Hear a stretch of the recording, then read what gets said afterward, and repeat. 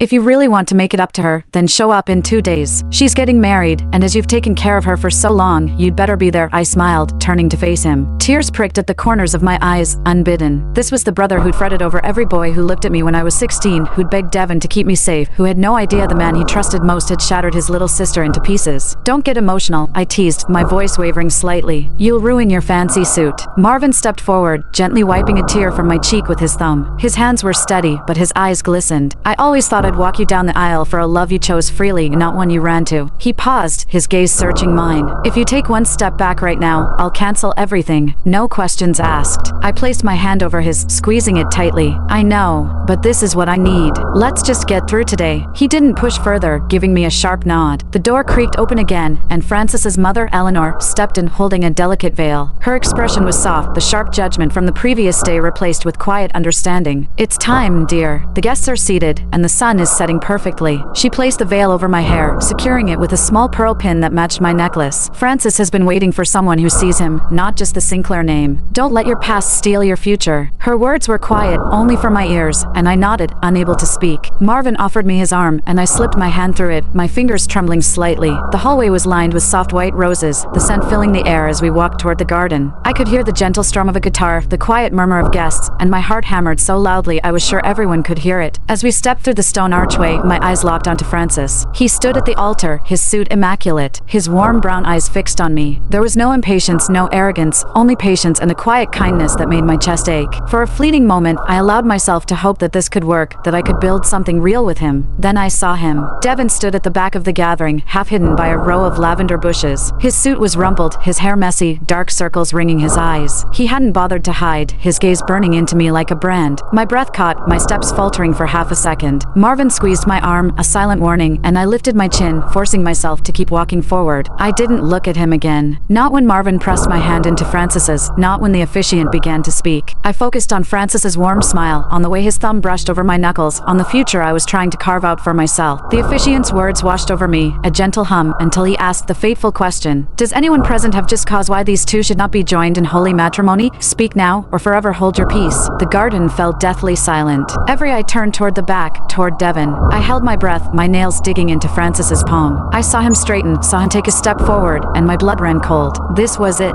He would ruin everything, scream his apologies, beg me to come back. I prepared myself for the humiliation, for the scene that would destroy any chance I had at a new life. But he didn't move. He stood there, his jaw clenched, his knuckles white as he gripped the strap of his bag. Seconds stretched into an eternity, and the officiant cleared his throat. "Very well. Please repeat after me." I repeated the vows, my voice steady, as Francis's warm eyes never left mine. When he slipped a simple silver band onto my finger, I glanced down at it, a foreign weight on my hand. This was my new reality. No more late-night calls, no more secret meetings, no more waiting for a man who would never choose me. "You may now kiss the bride." Francis leaned in, his kiss soft and chaste, respectful. It was nothing like the hungry, possessive kisses Devon had given me, nothing like the fire that had consumed me for 4 years. It was gentle, safe, and I closed my eyes, letting it happen. When we pulled apart, the small crowd clapped politely. I forced a smile, turning to greet the few family friends and Sinclair relatives who had attended. Francis stayed by my side, his hand resting on the small of my back, a silent anchor. I avoided the back of the garden entirely, refusing to let Devon pull me back into his chaos. The reception was a small affair, held in a glass conservatory attached to the estate. The tables were adorned with white roses and fairy lights, and waiters circulated with champagne and hors d'oeuvres. Francis danced with me first, his movements slow and easy, never pressing me too close. "You look like you're somewhere else," he said quietly, as we swayed to the music. "Just processing everything," I replied, forcing a light tone. He nodded. "Take all the time you need. I'm in no rush." His kindness was overwhelming, and I looked away, my gaze landing on Devon. He had moved to the bar, leaning against the counter, a glass of whiskey in his hand. He was watching me, his expression unreadable, as Melissa sat beside him, her hand draped over his arm. She laughed at something he said, her eyes flicking to me, triumphant. I looked away, my throat burning. Marvin found me a few minutes later, pulling me into a quiet corner. He didn't say a word, he said, his voice tight. I don't know whether to be relieved or worried. "Relieved," I said firmly. "It's over, Marvin. Really." He studied me for a moment, then sighed. "I hope you're right. But Devon, he's not himself. He's been blowing up my phone, showing up at my office, acting like a man possessed. I don't trust him to leave you alone." Before I could reply, a waiter brushed past me, accidentally spilling champagne down the front of my dress. I gasped, stepping back. And Francis was immediately at my side, handing me a napkin. "Are you okay? Let's get you cleaned up. There's a guest bathroom down the hall." I nodded, grateful for the excuse to escape the tension. attention. I'll be right back.